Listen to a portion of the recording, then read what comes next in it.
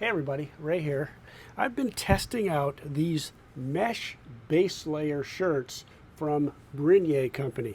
The reason I'm doing that is you can see I've started to stack my stuff up here. I'm getting ready to go out on a winter camp. I would expect that the temperatures are going to be low 30s, maybe mid 20s, because it's going to be the first week of February. And I wanted to test this out to see if I could dress a little bit warmer with a little bit less weight. So I've tested this out now on about 6 walks, 3-mile to 4.5-mile walks, and I've done that in various wind conditions and in various temperatures. And I'll talk a little bit about how it worked out for me. Now these mesh base layers have been around for years. In fact, Edmund Hillary and Tenzing Norgay wore these when they summited Mount Everest. So that's kind of cool. But lately they've really come back into fashion. The concept is that it's this loosely woven material. I'd say there's about an 1/8 inch hole between all of the weaves. And what that allows this base layer to do is, if you have another base layer over the top of it, or mid layer like a fleece, for example, what it does is it creates these air pockets and it can hold in the warm air.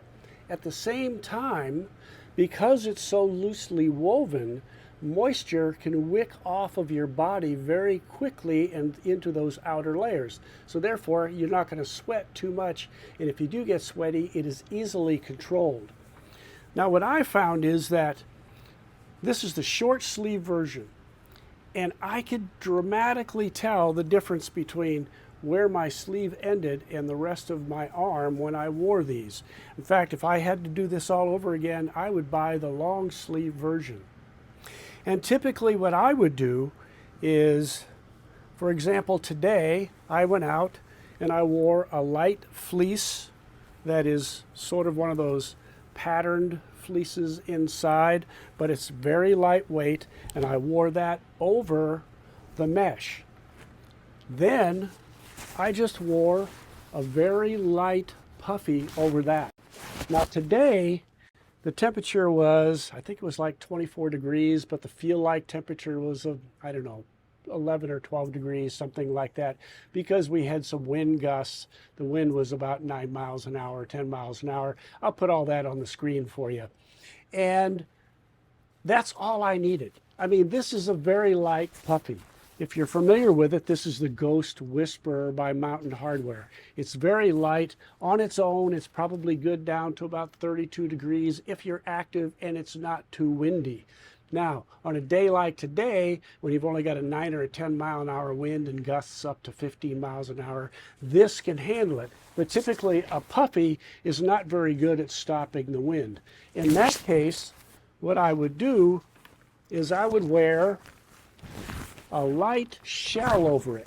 This just happens to be a Gore-Tex shell, so it's waterproof as well. But this is extremely light. You can see there's not a lot to it, so it's not heavy at all. But it's just heavy enough to stop that wind from penetrating that puffy. So for example, today, as cold as it was, I didn't need that. I just used the jacket.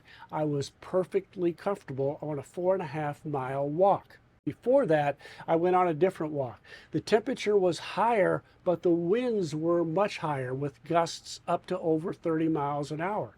In that case, I needed it. Even though the temperature wasn't as low, the wind gust would just penetrate this puffy. And all I needed was this very light windbreaker to stop the wind to stay perfectly warm. In fact, I'll show you a photo. On that particular day, I wound up unzipping my coat, unzipping the windbreaker, and unzipping the top of this fleece to try to dump some heat out. I bought this Brynje mesh base layer from a company called Garage Grown Gear.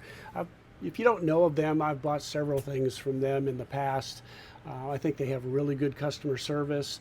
I sent them an email, gave them my height and weight, which is around 5'11" and 164 pounds, because when you look at the sizing chart that Brynje gives you, it's pretty tough to figure out what size you really need. They responded and said that I really should get a large.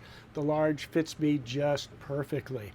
So Just to sum this up, I think that this Brynje shirt does everything that it's supposed to do. I think it's warmer. I think it wicks the moisture better.